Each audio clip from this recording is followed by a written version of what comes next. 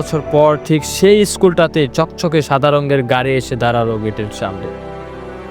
গাড়ির দরজাটা খুলেই নেমে আসলো একজন সফল ব্যক্তি, পায়ে চকচকে জুতা, চোখে আত্মবিশ্বাস।